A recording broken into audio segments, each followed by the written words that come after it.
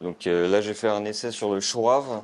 Du coup, après, je vais voir un peu, je vais faire un peu ce qui m'inspire avec les produits qu'on a. Topinambour, betterave, navet ou bien céleri sur ses fourneaux. Adam s'est lancé un défi, celui de remettre au goût du jour certains légumes parfois un peu mis de côté et pourtant bien plus appétissants que l'évocation de leur nom ne l'implique.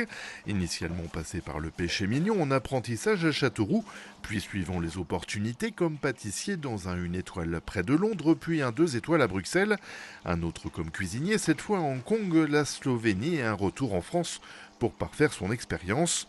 Le jeune Castelroussin s'est installé au 8 rue Amiral Ribourg en octobre dernier. Concept gastronomique à dominante végétale et démarche zéro déchet jusqu'à l'assiette. Je vais faire une sorte d'écaille de chou rave infusé au jus de myrtille pour amener un peu ce côté acide. Et après, on va contrebalancer avec une sauce au fromage blanc. Il y a tellement de choses avec, je trouve, avec les légumes. Il y a tellement de possibilités qu'on peut vraiment s'amuser sur plein de choses. Et, on a toujours plein d'idées, toujours des mélanges ou autres, sans partir dans des délires pas possibles. Il faut rester aussi pour moi dans le brut. Il faut vraiment manger quelque chose où on reconnaît comme le produit. Mais on est assez champ libre là-dessus. Et puis j'ai toujours ce côté un peu pâtissier, entre guillemets, qui me rappelle certaines recettes, même certains visuels qui restent assez techniques, enfin techniques, minutieux.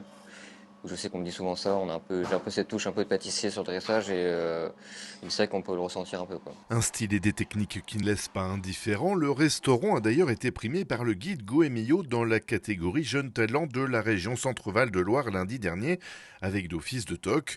Une surprise pour les 3 membres de l'équipe fraîchement installés.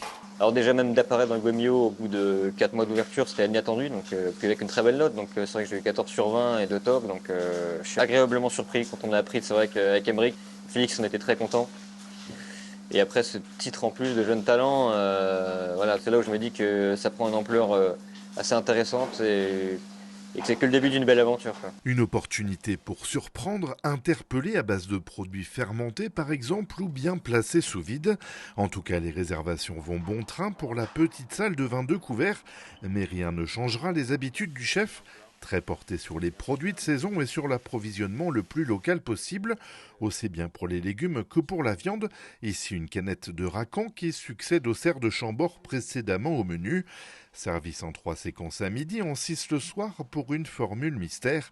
Autre originalité de cet établissement. C'est un menu surprise, donc il n'y a pas de détails, donc je sais que certains sont un peu sceptiques là-dessus, mais en fait, ça reste l'essence en fait de notre restaurant, que ce soit sur le végétal, sur ce côté où on peut changer des plats ou un menu chaque jour, même si on ne le fait pas forcément tout le temps, mais on est vraiment en fonction voilà, du respect du produit et du producteur, donc j'ai plutôt m'adapter à lui avec ce qu'il a.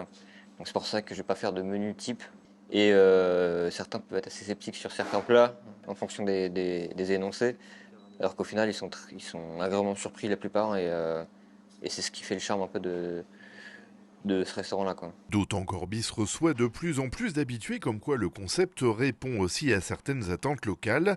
Prochaine étape, pérenniser la réussite du restaurant et pourquoi pas espérer être repéré par le guide Michelin. Un objectif pour plus tard, précise le chef.